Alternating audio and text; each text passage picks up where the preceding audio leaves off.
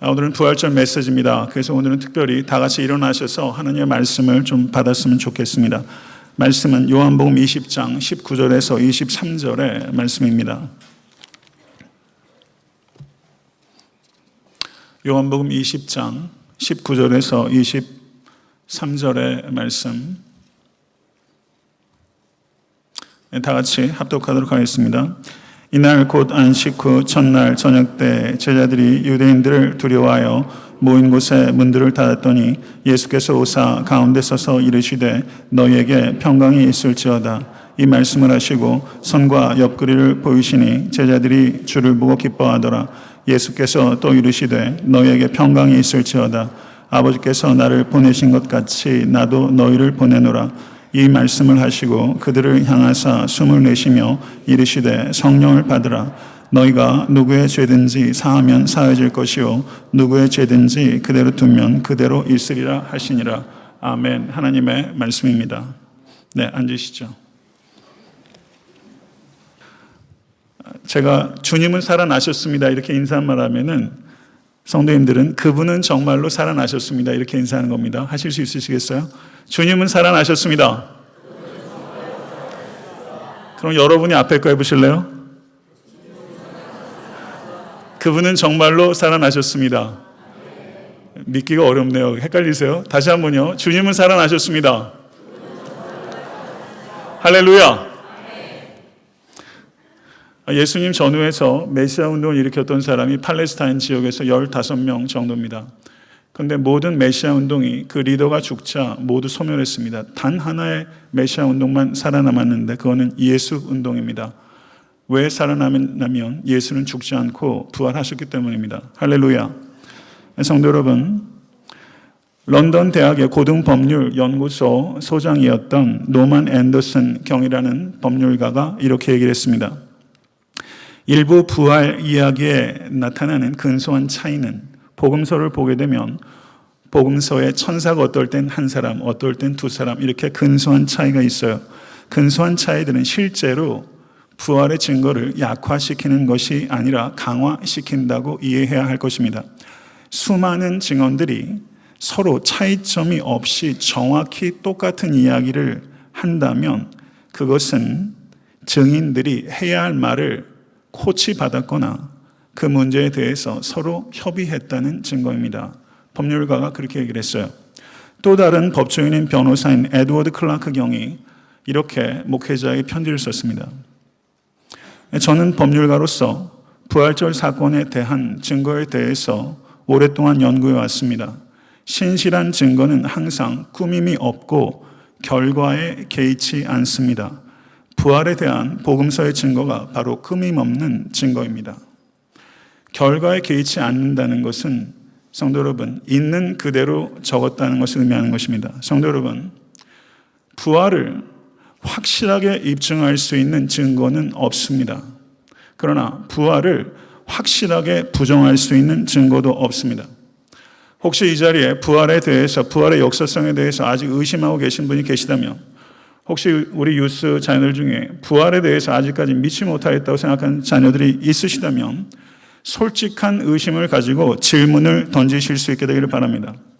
솔직한 의심을 가지고 질문을 던지는 이에게 성경은 충분히 납득할 만한 증거들을 우리에게 제시하고 있습니다. 그렇다면 솔직한 의심이란 무엇인가? 부활을 믿지 못하는 내 의심조차 의심하려고 하는 태도를 솔직한 의심이라고 하는 것입니다.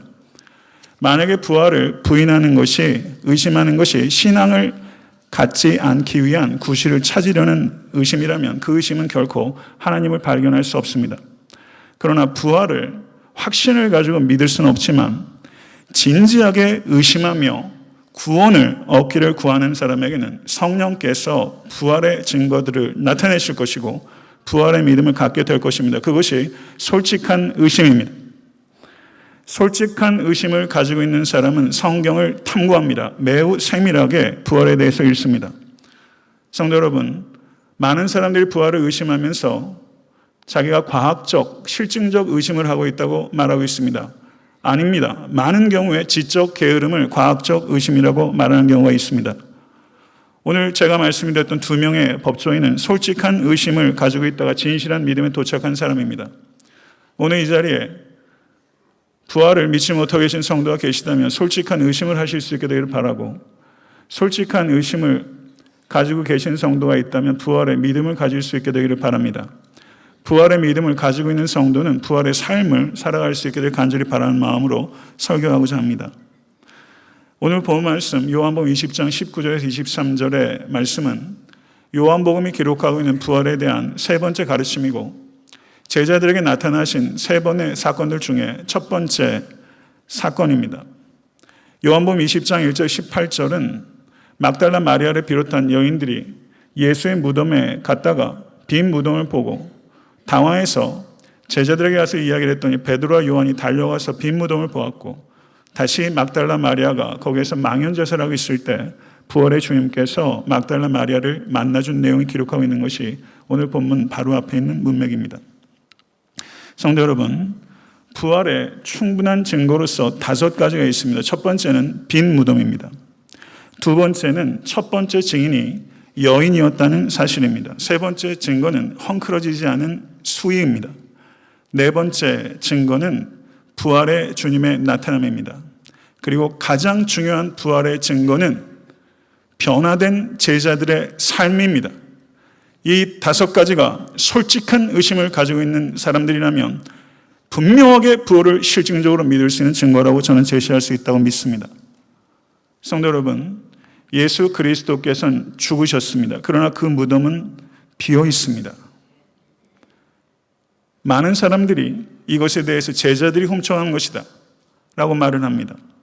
성도 여러분, 만약에 제자들이 훔쳐갔다고 우리가 추론을 밀어붙이게 되면 제자들은 부활하지 않았다는 거짓을 위해서 박해당하고 그 거짓 때문에 죽임을 당한 것입니다. 위선자가 동시에 순교자가 되는 것입니다. 그럴 수 없습니다. 제자들이 훔친다는 것은 논리적으로 가능하지 않습니다. 두 번째 증거는 부활의 첫 번째 증인이 여인들이었다는 것입니다. 2세기에 그리스 철학자 중에서 켈수스라는 사람이 있는데 그 사람은 기독교에 대한 혐오감을 많은 글을 통해서 남긴 사람이에요. 그런데 이 사람이 부활에 대해서 조롱하면서 나는 여인이 증언하는 것에 대해서 믿을 수 없다. 그렇기 때문에 부활은 역사적 사실이 아니다. 이렇게 말했어요. 고대 사회에서 여인은 법적 유효한 증인이 아닙니다. 성도 여러분, 혹시 부활이 꾸며낸 이야기로 생각하는 분이 계시다면 더 잘 꾸몄어야 됩니다. 여자를 부활의 증인으로 꾸밀 수 없습니다. 왜냐하면 아무도 그 말을 듣지 않기 때문에 만약에 꾸며낸 얘기라면 여자를 첫 번째 증인으로 내세울 수 없습니다. 왜 그러면 여자가 첫 번째 증인인가? 그게 역사적 사실이기 때문입니다. 세 번째 증거는 헝클어지지 않는 예수의 수입니다. 만약에 제자들이나 도둑들이 예수의 시체를 가져갔다고 하면 어느 도둑이 그 수위를 벗기고 가겠으며 도둑이 정리정돈 잘하는 법이 어디 있습니까? 왜 그렇게 해야 합니까? 수위가 헝클어지지 않고 그대로 놨습니다. 예수 그리스도께서 돌아가셨을 때 아리마대 요셉과 그리고 니고데모가 가져온 향품과 향유를 가지고 그 수위를 안쪽을 발랐기 때문에 수위는 상당히 딱딱해졌을 것입니다. 마치 나비가 자신의 그 번데기, 그 집을 벗어나오는 것처럼 예수의 몸이 그 수위를 뚫고 나오고 그 수위가 그 자리에 남은 것입니다. 베드로는 그것을 봤는데 저가 놀라워하고 혼란스러워하기만 했고 사도 요한은 그것을 보고 믿었더라 라고 요한복음 20장은 말하고 있습니다. 헝클어진 수위, 똑같은 것을 보고도 혼란스러워하는 베드로가 있고 똑같은 것을 보고서 믿는 사도 요한도 있습니다. 성도 여러분, 눈이 있다고 다 보는 게 아닙니다. 증거가 있다고 다 받아들이는 게 아닙니다. 헝클어진 수위는 부활의 세 번째 증거입니다. 네 번째 부활의 증거는 부활의 주님께서 나타나셨기 때문입니다. 성도 여러분, 부활의 주님께서 나타나신 경우가 성경에 10번 나와요. 그 10번을 다 찾아보니까 어떻게 되냐면 예수님께서 가장 많은 군중에게 나타나셨을 때가 500명에게 나타나셨을 때예요. 그 다음에 여인들에게 2번 나타나셨어요. 그리고 제자들에게 4번 나타나셨어요. 그리고 예수님의 형제 야고보에게 1번 나타나셨어요. 그리고 엠마오로 가는 글로바라는 사람과 익명의 사람에게 1번 나타났어요. 10번 나타나셨는데 승천하기까지 더 많이 나타나셨을 수도 있어요. 그런데 다만 기록에 남지 않은 거죠.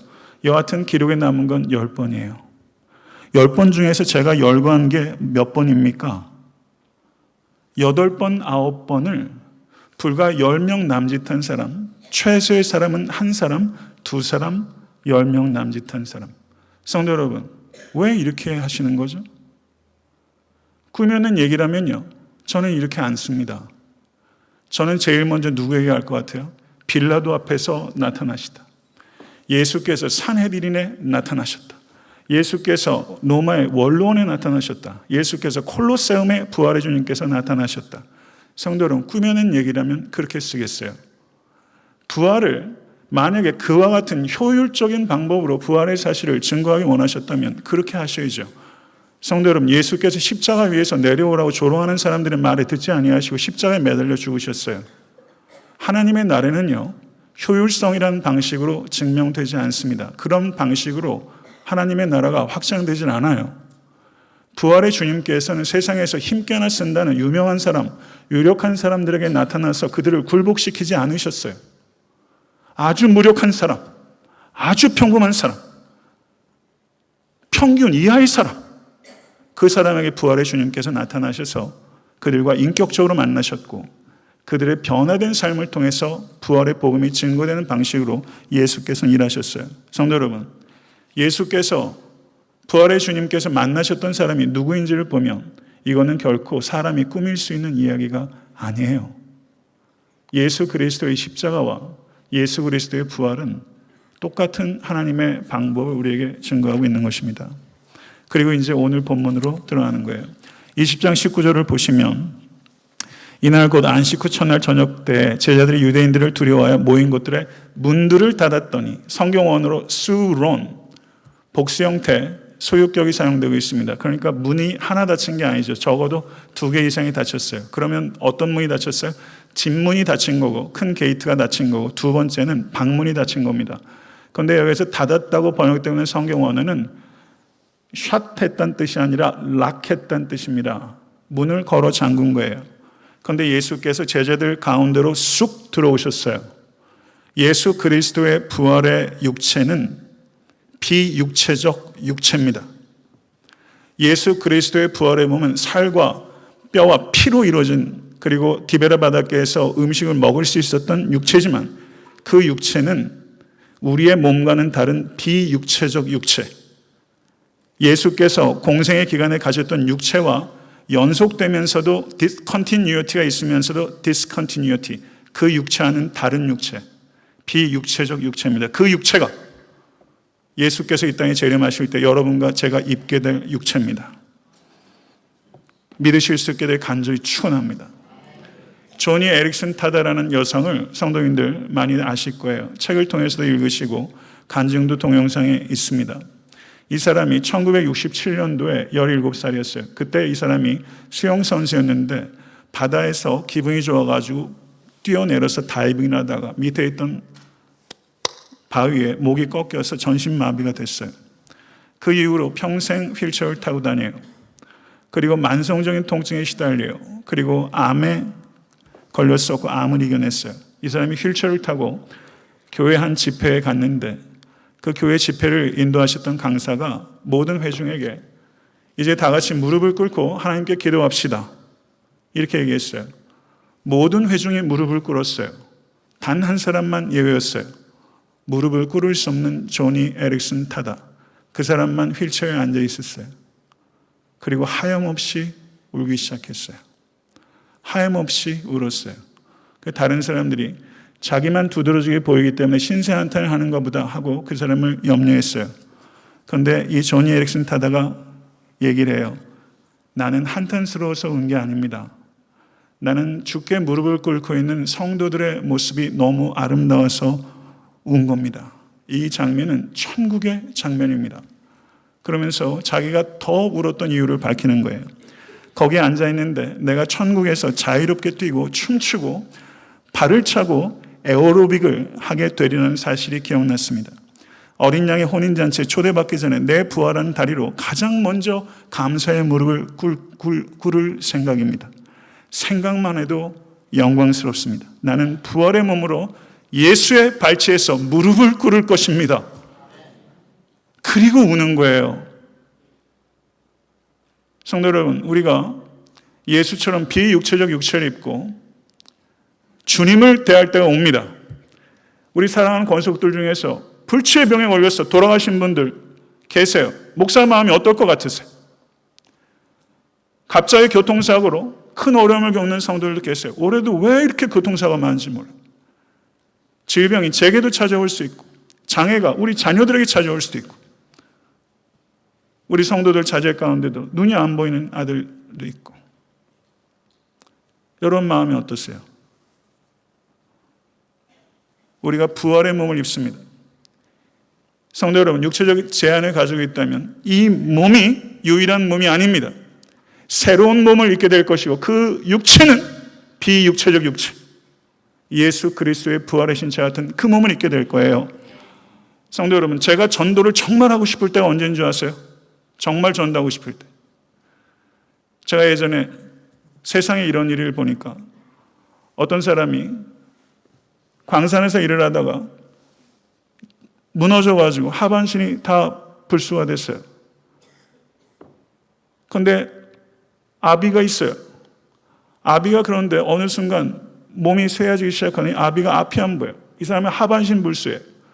그래서 고무로 된 거를 하반신에다 깔고서 기어가가지고 텃밭을 일구고 아버지가 있는 때마다 돌아와가지고 앞을 못 푸시니까 거기에다 입을 또 먹여주고 그리고 또 가요.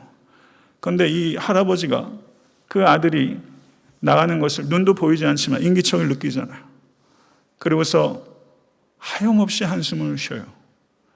내가 죽어야 우리 아들이 이 고생 안 하는데 그런데 이렇게 얘기하는 거예요. 내가 죽으면 우리 아들 외로워서 어떻게 하나? 내가 죽으면 우리 아들 외로워서 어떻게 하나? 털이 듬성듬성 빠진 아무도 돌보지 않은 개 한 마리랑 셋이 같이 살아요. 제가 그걸 보면서 하나님 저 사람들은 예수 믿게 해주세요.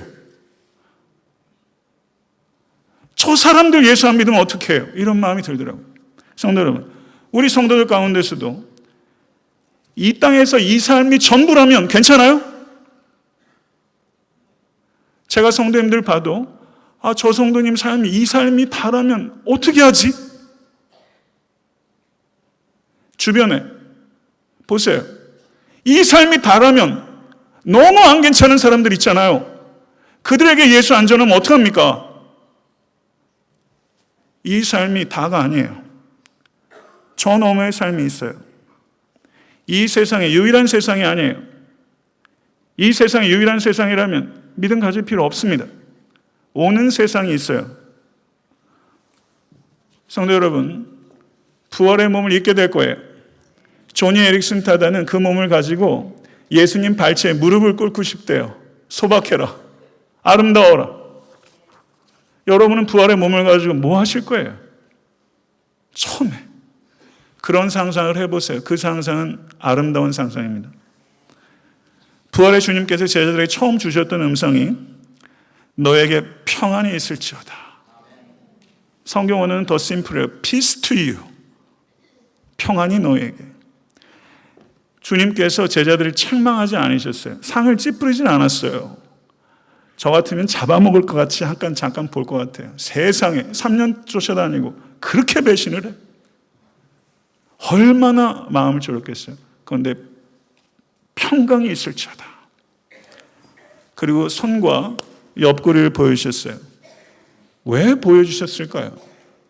부활의 주님은 왜 이 상처를 없애지 않으셨을까요? 왜 남겨두셨을까요? 왜 남겨두셨고 그걸 왜 보여주셨을까요? 여기에는요, 그걸 보여주시면서 제자들이 두렵잖아요. 귀신인가? 누가복음엔 제자들이 그렇게 생각해서 두려워했어요. 아니야, 나는 십자가에 달렸던 너희들이 사랑했고 내가 사랑했던 나는 그 예수야. 봐라. 이게 첫 번째 의도인데 더 중요한 의도가 있어요. 이 상처가 이젠 아프지 않다. 상처의 흔적은 있지만 통증은 없다. 이제 너희들도 자유해라. 평강을 얻어라. 통증이 없다. 이거 얘기하시는 거예요. 제자들에게 죄책감이 얼마나 강하겠어요. 여러분 예수 믿으면서 예수님 실망 안 시키세요? 목회하면서 제가 제일 힘든 게 뭔지 아세요? 예수님 실망시킨다고 느껴질 때. 그때 죽을 맛이에요.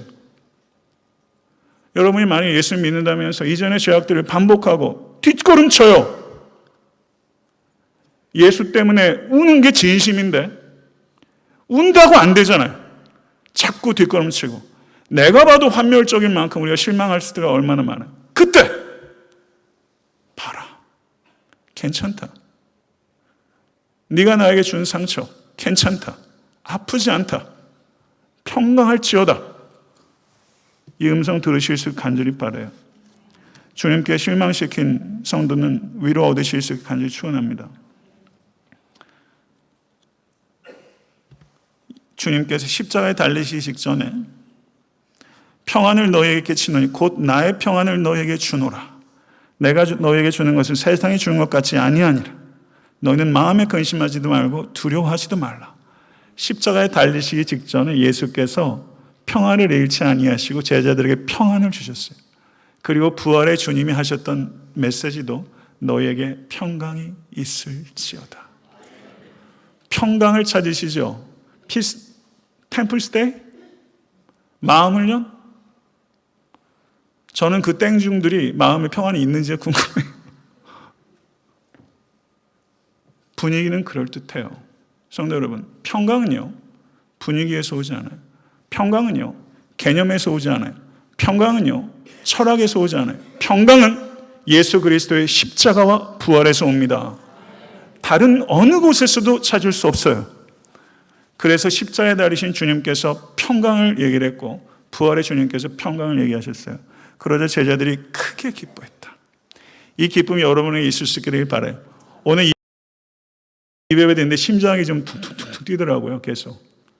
그래서 제가 앉아서 그랬어요. 하나님 부활절에 제 심장이 뛰게 해달라고 기도했어요. 우리 성도들이 부활절에 오히려 덤덤해져요. 다 맨날 듣는 얘기. 오늘 무슨 얘기할까? 벌써 귀 막을 준비하고 오시잖아요. 부활절이 뻔한 메시지. 절기설교가 어려워요. 근데 제가 부활절에 앉아있는데 심장이 막 뛰는 거예요. 심장이 뛰면 힘들어요. 근데 뛰게 해달라고 제가 기도해요. 여러분 심장이 뛰셔야 됩니다. 부활에 심장이 뛰어야 돼요. 크게 기뻐해야 됩니다. 이게 기쁨입니다. 예수께서 지금은 너희가 근심하나 내가 다시 너희를 보리니 너희 마음이 기쁠 것이요 너희 기쁨을 빼앗을 자가 없으리라. 할렐루야. 우리 유사 아이들도 이 기쁨을 알게 되기를 간절히 바랍니다. 공부하니 얼마나 힘들어요. 아이들도 우울증 있다는데 그런 거 걸리지 말고 true joy, 부활의 주님께서 주신 true joy가 우리 아이들에게 있게 될 간절히 소원합니다. 예수님께서 그런데 인사말을 또 하세요. 예수께서 또 이르시되 너에게 평강이 있을지어다. 왜 인사를 똑같은 말을 두 번 하시는 거예요? 한 번 하시고 손과 옆구리를 보여주셨고 두 번째 인사하시고 그 다음에 뭐라고 말했냐면 아버지께서 나를 보내신 것 같이 나도 너희를 보내노라. 그리스도께서 우리에게 주신 평강, 에이레네, 샬롬, 이 평강을 경험한 사람은 교회 안에 머물러 있을 수 없다는 뜻입니다. 주님께서 가져다 주신 이 peace with God, 하나님과의 화평이 예수 그리스도를 통해서 왔습니다. 이게 축복의 근원입니다. 이 축복을 받아들이는 사람은 peace of God, 하나님으로부터의 평화를 받아 삶의 여한 환경 속에서도 평강을 지켜요. 그러면 교회 안에 있을 수 없어요. 몸이 근지러워서. 평화의 복음, 유앙겔리온, 에이레네, 평화의 복음을 증거하기 위해서 나가서 증거하게 되는 거예요. 그래서 예수께서 이 평강을 다시 인사하시면서 소명을 줍니다. 성도 여러분, 전도와 선교는 선택이 아니에요. 전도와 선교는 필수입니다. 전도하지 않은데 어떻게 중생한 성도일 수 있습니까? 선교하지 않으면서 어떻게 교회일 수 있습니까? 예수님께서 부활하셨을 때 마리아가 예수께 매달렸어요. 그랬더니 예수께서 나를 붙들지 말라. 요한복음 20장 17절에. 왜 예수님께서 마리아가 예수님을 붙들지 못하게 하신 거예요? 엠마오로 가는 두 제자가 예수님인 줄 몰랐어요. 그러다가 집에 들어가서 식사를 하는데 돌연히 예수인 것을 깨달았어요. 눈이 밝아져 그인 줄 알아보더니 예수는 그들에게 보이지 아니하니라. 왜 예수님께서 밥 한 끼 편하게 먹질 못하네. 식사 한 끼 했으면 그거라도 마치고 하시지. 이제 예수님인 줄 알아봤으니까 얼마나 기분 좋아요. 와, 진짜 밥이 꿀맛이었을 거예요. 그렇죠? 그런데 예수님은 알아보자마자 식사하다가 없어지셔 버리셨어요. 왜요? 그게 의미가 없다고 생각하세요? 혹시 저랑 식사하다 중간에 일어서지 마세요. 혹시 제가 일어나도 그런 일 없을까? 거기는 아무 의미가 없어요. 근데 예수께서 식사 중에 일어나셨어요. Why? 예수께서 왜 마리아가 붙들지 못하게 하셨어요? 향유옥합을 깨뜨린 여인은 내버려 두셨잖아요. 발에 눈물 다 쏟게 두셨잖아요. 왜 만지고 싶어 하는지 아시잖아요. 근데 왜 못 만지게 하시는 거예요? 왜요? 부활의 주님을 붙잡고 안주해서는 안 되기 때문입니다. 부활의 주님께서 우리에게 오신 이유는 부활의 주님을 붙잡고 컴포트 존에서 안주하는 것이 아니라 부활의 주님을 증거하기 위해서 나가는 메시지예요. 할렐루야.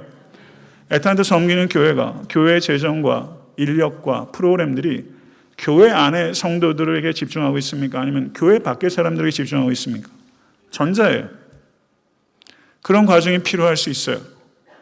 그러나 교회의 힘은 교회 밖에 있는 사람들에게 향해야 됩니다. 그렇지 않으면 교회다운 교회라고 할 수 없어요.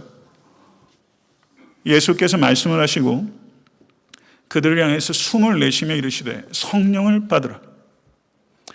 조금 성경을 깊이 있게 읽는 분은요, 그러면 그때 숨을 내쉬면서 성령을 받으라 했으면 그때 성령을 받은 건가? 그럼 오순절 때는 뭐지? 이 두 개가 조화가 안 된다고 생각할 수 있어요. 신학적인 질문일 수 있습니다. 이런 문제를 깊이 있게 다루는 책들도 있어요. 이 문제를 어떻게 다룰 것인가 생각할 때 예수 그리스도의 세족식은 예수 그리스도의 십자가를 예시적으로 보여주는 하나의 심벌입니다. 예수 그리스도께서 마지막 만찬을 하신 것은 예수 그리스도의 살과 피를 찢으실 십자가를 예시적으로 보여주는 하나의 행위로 보여주는 비유예요. 예수께서 요한복음에서 숨을 내쉬면서 성령을 받으라 하는 것은 오순절의 성령 강림 사건을 마치 세족식과 성만찬이 예수 그리스도의 십자가를 예시적으로 보여주는 행위 비유인 것처럼 요한복음의 예수 그리스도의 성령을 받으라는 이 행위는 오순절 성령 강림 사건을 예시적으로 보여주는 비유입니다. 성령 받기 원하십니까? 왜 받아야 합니까? 왜 받아야 합니까? 왜 부활의 주님을 만나야 합니까? 다메섹 도상에서 사도 바울이 경험했던 판타스틱한 익스피리언스 하고 싶다고 기도 안 합니까? 그 경험 뒤에 사도 바울이 어떻게 살았습니까? 이방의 복음을 증거하기 위해서 다메섹에서부터 고난받았어요. 부활을 증거하기 위해서 고난받았던 사도 바울의 삶은 왜 구하지 않으면서 왜 사도 바울의 경험만 구합니까? 성도 여러분, 왜 성령을 구합니까? 성령 받아 그리스도의 십자가와 부활을 증거하기 위해서입니다. 그게 목적이에요. 그게 없는데 성령을 어찌 받으며 그게 없는데 성령 받아 무엇합니까? 자랑하려고요? 영적으로 교만해지시려고요? 성령께서 우리에게 임하시는 것은 사도행전 1장 8절 말씀처럼 성도 여러분, 그리스도의 복음을 증거하기 위함입니다. 우리가 선교 지향적인 교회가 되려고 몸부림치고 있습니다. 아직 너무 부족합니다.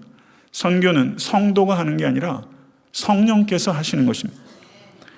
성도가 증거하기 전에 성령께서 마음을 여십니다. 그래서 겸손하고 그래서 담대합니다. 한 영혼이라도 돌아오면 되는 겁니다. 그게 우리에게 허락한 분깃이라면 자족할 수 있습니다. 저는 100명이어도 1000명이어도 10,000명이어도 그 양이 상관이 있는 게 아니라 하나님께서 우리에게 맡겨진 소명을 다하는 것. 말씀을 맺겠습니다. 부활하신 주님께서 상처를 갖고 계셨어요. 하나 질문을 던져볼게요. 승천하신 주님께서 이 상처를 가지고 계셨을까요? 안 가지고 계셨을까요? 승천하신 주님께서. 성민이 어때? 가지고 계셨을 것 같아? 안 가지고 계셨을 것 같아? You don't know.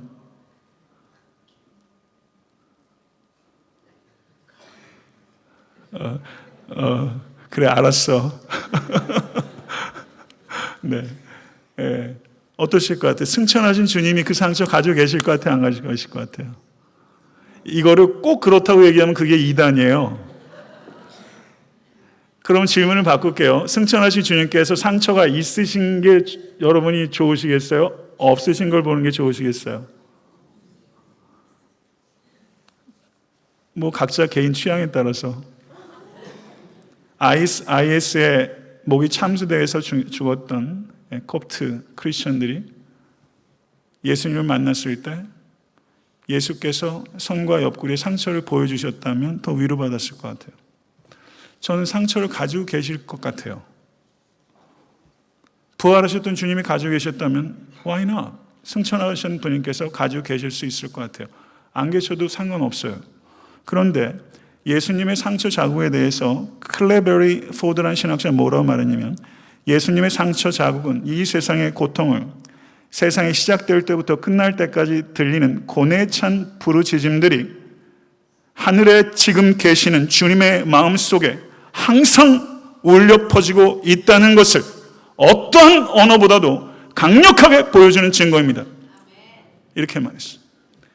여러분이 겪고 있는 고통, 예수께서 다메섹 도상의 사도 바울이 나는 내가 핍박하는 예수라. 사도 바울이 예수님 언제 핍박했어요? 핍박한 적 없어요. 나는 내가 핍박하는 예수라. 고난당하는 교회 가운데 같이 계시고 고난당하는 여러분과 같이 고통당하고 계세요. 여러분의 문제를 해결해 주시는 것보다 여러분의 아픔을 아신다는 게 사실은 더 큰 위로예요. 예수 그리스도의 상처는 그런 의미예요.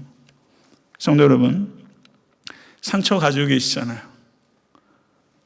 예수 그리스도의 상처는 우리에게 아들아, 딸아, 아프지? 나도 아팠다. 근데 지금은 안 아프다. 예수 그리스도 상처는 그걸 얘기하는 거예요. 너희들이 갖고 있는 상처가 아픔이 없어질 때가 올 것이다. 그리고 그 아픔이 없어지는 정도가 아니라 그 아픔이 영광스럽게 될 것이다. 제자들이 예수 그리스도의 상처를 봤어요. 그 상처를 봤어요. 도마가 상처에 넣는지 안 넣는지는 몰라요. 렘브란트와 그리고 또 다른 화가가 그렸을 때 또 다른 화가는 상처에 넣은 걸로 그리고 렘브란트는 안 건 걸로 그렸어요.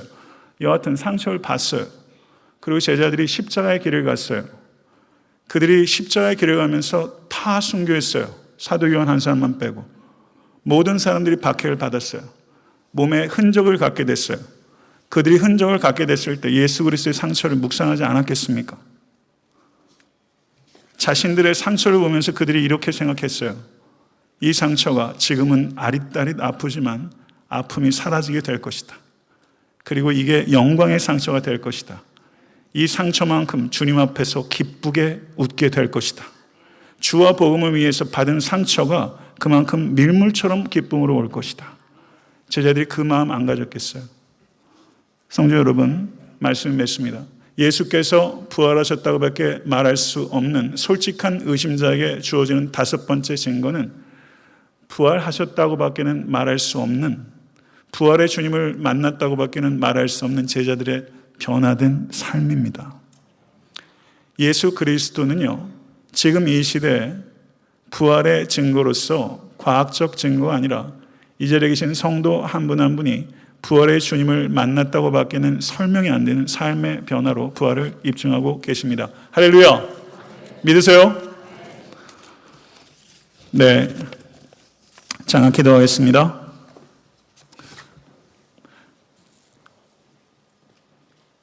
십자가에 달리신 하나님의 아들 우리 주 예수 그리스도를 사랑하며 하나님을 송축합니다. 그래서 나의 주가 되셨을 뿐만 아니라 모든 우주의 주인이심을 하나님께서 나타내셨습니다. 이 부활의 믿음을 가지며 부활의 감격을 가지고 부활의 능력으로 살아가는 모든 권속들이 될 수 있도록 인도하여 주셔서 상처에 연연하지 않고 예수 그리스도와 복음을 위하여 상처를 오히려 사랑하며 영광스러운 주님을 위해서 삶을 원하시는 모든 권속될 수 있도록 인도하여 주시옵소서. 우리 주 예수 그리스도 이름으로 간절히 기도드렸사옵나이다. 아멘.